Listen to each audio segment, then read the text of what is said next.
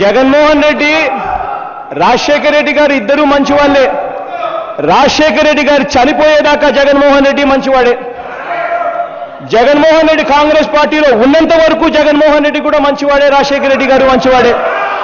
జగన్మోహన్ రెడ్డి అనే వ్యక్తి మీద అవినీతి ఆరోపణలు ఎప్పుడు చేశారో తెలుసా? ఎవరు చేశారో తెలుసా? రాజశేఖర రెడ్డి గారు చనిపోయిన తర్వాత జగన్మోహన్ రెడ్డి అనే వ్యక్తి కాంగ్రెస్ పార్టీ వీడిపోయిన తర్వాత ఇదే చంద్రబాబు నాయుడు గారు, ఇదే కాంగ్రెస్ పార్టీ వాళ్ళు ఇద్దరు కలిసి కోర్టులకు వెళ్లి కేసులేసి ఆరోపణలు చేశారు. ఎస్, ఇదే చంద్రబాబు నాయుడు గారికి నేను సవాలు విసురుతా ఉన్నా, ఛాలెంజ్ చేస్తా ఉన్నా. నిజంగానే బీజేపీ మీకు అన్యాయం చేసింది, రాష్ట్రానికి అన్యాయం చేసిందని మీరు అనుకుంటా ఉంటే ఎందుకు మీరు మీ మంత్రి పదవులను అక్కడి నుంచి ఎందుకు తీసుకొని రావడం లేదో చంద్రబాబు నాయుడు గారిని గట్టిగా నేను నిలదీస్తా ఉన్నా. దమ్ము ధైర్యము ఉంటే మద్దతు ఉపసంహరించుకోండి. దమ్ము ధైర్యము ఉంటే ఇక్కడ మీకున్న మంత్రులను, బీజేపీ తరఫున ఉన్న మంత్రులను ప్రస్తావన చేయండి. దమ్ము ధైర్యం ఉంటే.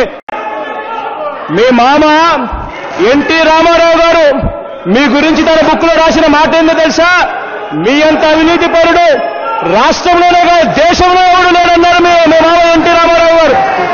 కమ్యూనిస్టు పార్టీలు మీ గురించి రాస్తూ బుక్కు చూపించారు. ఏమన్నారో తెలుసా?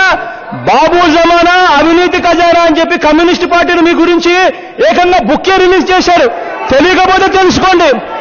ఇదొక్కటే కాదు, బీజేపీ పార్టీ కూడా మీ గురించి, మీ అవినీతి గురించి బుక్ రిలీజ్ చేసింది.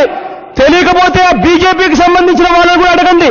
ఆ బుక్ కూడా వాళ్ళు ఎప్పుడు రిలీజ్ చేయాలి? గవర్నర్ స్పీచ్ అయిపోయిన తర్వాత ఇద్దరు ఒకరు కాదు ఇద్దరు మాట్లాడిందే 2.5 గంట సేపు నుంచి మాట్లాడిందే.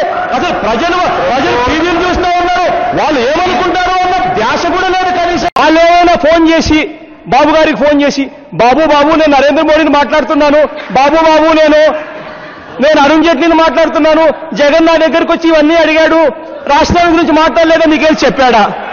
మరి ఏందయ్యా ఇది? ఎంత చక్కగా నొక్కారు అధ్యక్ష సన్నాయి నొక్కుళ్ళు మాత్రం. నిజంగా డ్రామా చాలా చక్కగా ఉంది అధ్యక్ష.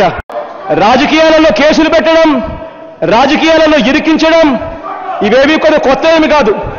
చంద్రబాబు నాయుడు గారికి ఇన్ని రోజులు అదృష్టం కలిసి వచ్చింది, అది గుర్తుపెట్టుకోండి. చంద్రబాబు నాయుడు గారి మీద 1000 పేజీల డాక్యుమెంట్ కోర్టుల దాకా వెళ్ళింది. కోర్టుల్లో టెక్నికల్ గ్రౌండ్స్ మీద చంద్రబాబు నాయుడు గారి డాక్యుమెంట్స్ ను యాక్సెప్ట్ చేయలేదు. చంద్రబాబు నాయుడు గారి అదృష్టం అది. ఇవాళటి గుణం చెప్తా ఉన్నా, కేసులు పెట్టడము, కేసులు పెట్టి ఇరికించాలనుకోవడము, దానివల్ల అవినీతి అని చెప్పడము, ఇవన్నీ చేయడము రాజకీయాలలో పెద్ద విషయమే. నిన్న ఈనాడు పత్రిక అధ్యక్ష, గుండె ఆగి హెల్త్ అసిస్టెంట్ చనిపోయాడు అధ్యక్ష. ఇది అఫీషియల్ గజెట్, తెలుగుదేశం పార్టీ ఈనాడు. చదవండి అధ్యక్ష.